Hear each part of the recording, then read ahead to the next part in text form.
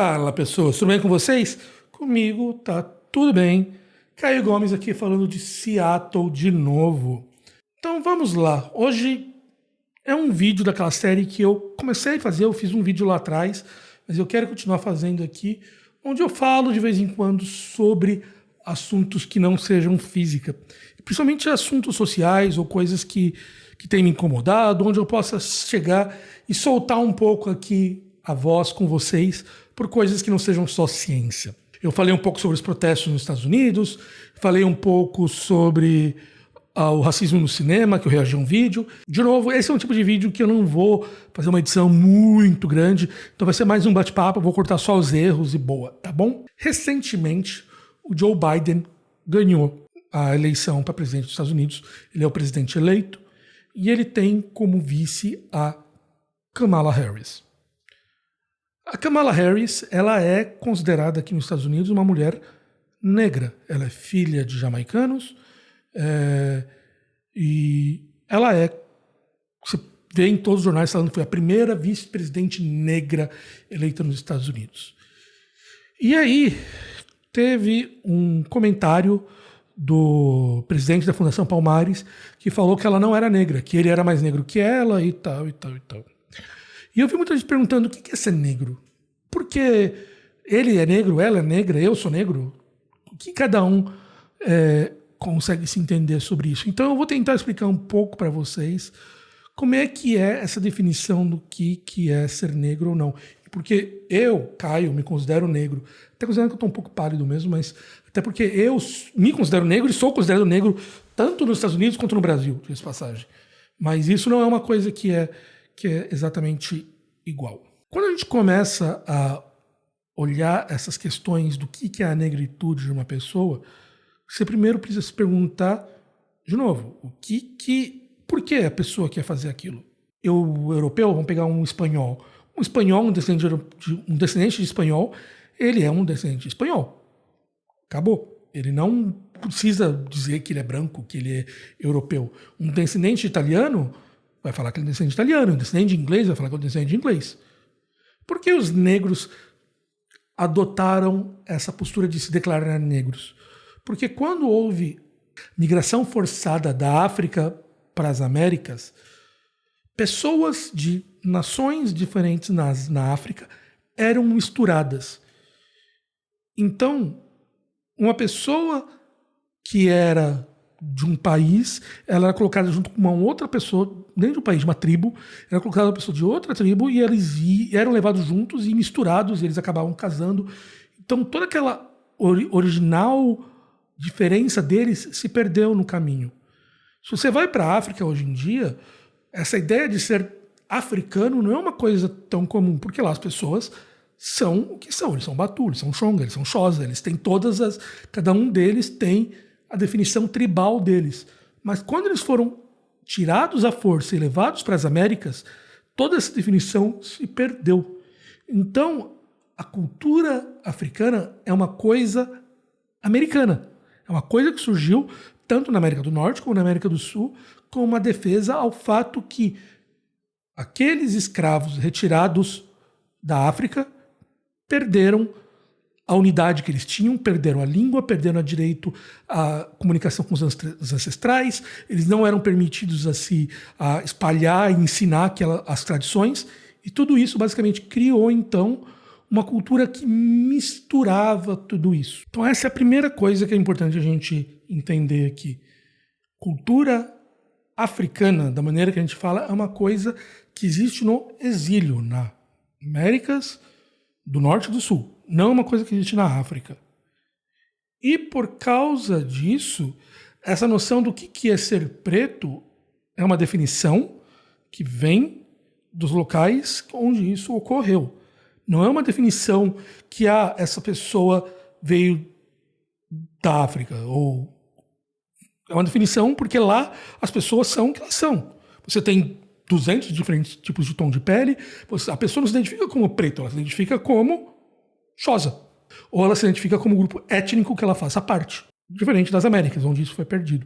Então, quando a gente, entendido isso, a gente tem que começar a entender, então, como é que é a formação de cada país.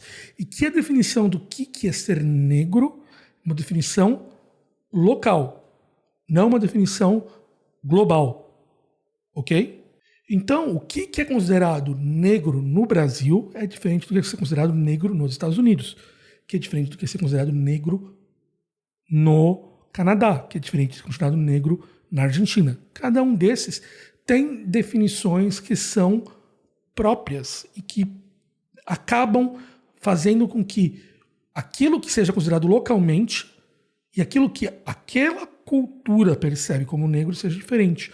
Não é uma definição matemática que você vai fazer um teste genético e falar, essa pessoa é negra, ou não. Isso tudo depende do lugar que ela está envolvida. Nos Estados Unidos, eles usam uma definição que é chamada one drop of blood. Basicamente, uma gota de sangue.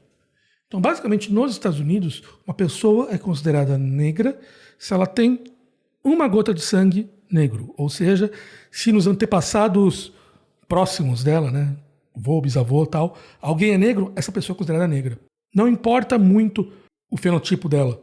Se a pessoa tem pais negros, ela é considerada negra. Então você pode ter um cara loiro, do olho azul, e isso acontecia muito na época da segregação racial, que uma pessoa era loira e ela tinha, por acaso, um bisavô que era negro e eles escondiam isso. Porque se fosse descoberto que eles tinham bisavós negros, por exemplo, ele passaria a ser visto socialmente como negro pelas pessoas que estavam lá.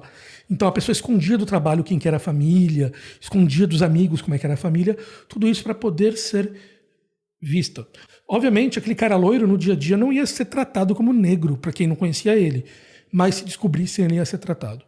E isso faz com que pessoas que tenham qualquer característica negroide sejam tratadas como negros. Então, se você tem o nariz mais largo, se você tem a divisão no meio dos dentes, se você tem cabelo encaracolado, se você tem a pele mais morena ou qualquer coisa assim, nos Estados Unidos você é tratado como negro. Então, quando eu estou andando aqui na rua nos Estados Unidos, eu sou cumprimentado pelos caras, os grupos negros me chamam, o pessoal, eu vou pegar um Uber, o cara chega e me chama de brother, ou outros adjetivos como N-word que não devem ser ditos, que são ditos de negro para negro. Então é exatamente por isso que a Kamala Harris, apesar de ter o cabelo liso, tudo, ela é considerada negra, porque os pais dela o pai dela é jamaicano e ela tem algumas características. Então, por causa disso, ela é considerada negra aqui nos Estados Unidos. Mas no Brasil, a característica é um pouco diferente. No Brasil, existiu a tentativa de se classificar no passado, que surgiram termos como moreno, mulato, que as pessoas tentavam fugir do que era ser negro. Então a pessoa falava, eu não sou negro, eu sou moreno, eu sou mulato, tal. Então existiu por muito tempo essa característica exclusivista de ser negro, até que teve também as tentativas de eugenistas, que foram características oficiais do governo, onde se tentava realmente eliminar a população negra, casando ela com brancos e fazendo com que as características negras sumissem. Mas no Brasil, por muito tempo, teve essa característica de se você não é inegavelmente negro, você não era negro, que veio daquelas coisas como o mito da democracia racial do Gilberto Freire, que falava que o Brasil era um paraíso racial, o que nunca foi, e coisas assim. Mais recentemente, a gente tem percebido no Brasil que, mas atualmente tem sido muito mais aberto essa conversa de que, cara, não é bem assim. O cara podia se declarar moreno, ele podia se declarar pardo, ele podia se declarar outras coisas, mas mesmo assim os efeitos do racismo atingiam ele. Então tem até um trecho de um livro do Abdias do Nascimento, que eu até quero ler aqui para vocês. Um brasileiro é designado preto, negro, moreno, mulato, crioulo, pardo, mestiço, cabra ou qualquer outro eufemismo. E o que todo mundo compreende imediatamente, sem possibilidade de dúvidas, é que se trata de um homem de cor. Isto é, aquele que é chamado descendente de africano escravizados. Trata-se, portanto, de um negro. Não importa a gradação da cor da sua pele. Não vamos perder tempo com distinções supérfluas.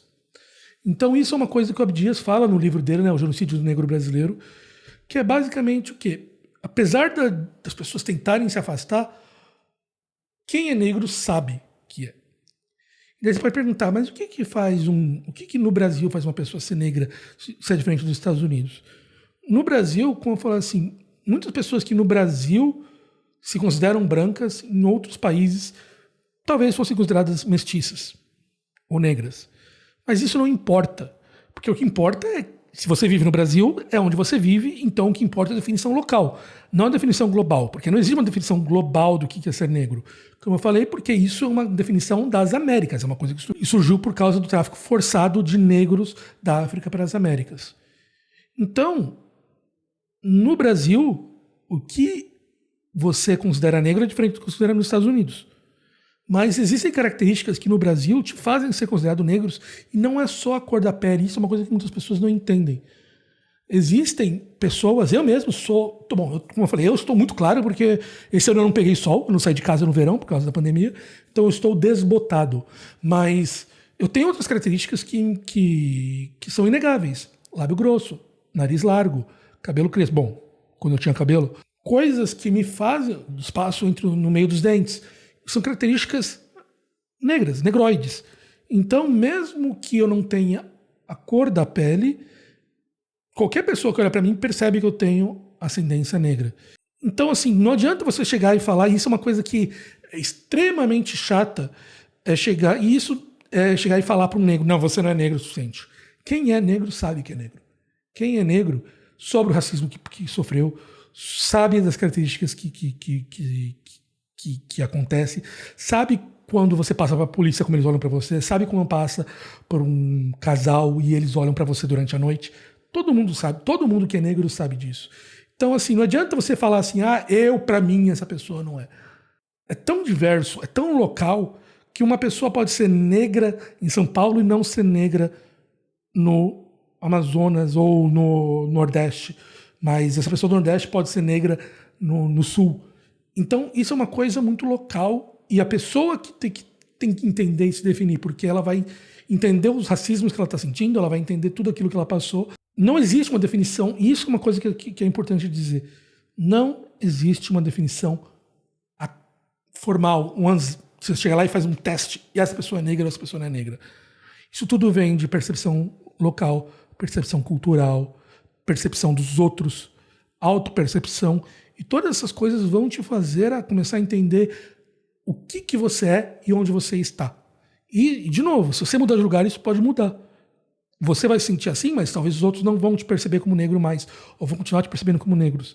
Então, quando volta de novo aquela frase do Sérgio Camargo, lá, o presidente da Fundação Palmares, é um absurdo total, porque ele não é americano, ele está tentando se influenciar sobre como um cara que, de passagem, já se mostrou extremamente que não entender as questões raciais do Brasil, e ele está tentando aplicar essas questões que ele não entende direito para um outro país, que tem outras definições culturais, que tem outra definição histórica.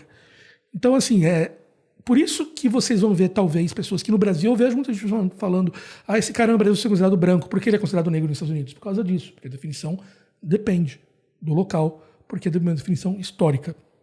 Entenderam?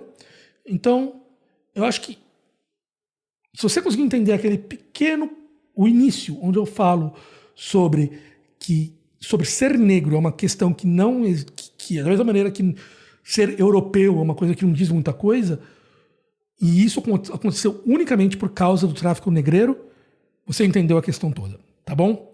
Então, ficamos por aqui. Quando eu tiver outras coisas para poder falar sobre isso, eu apareço aqui de novo, beleza? Falou!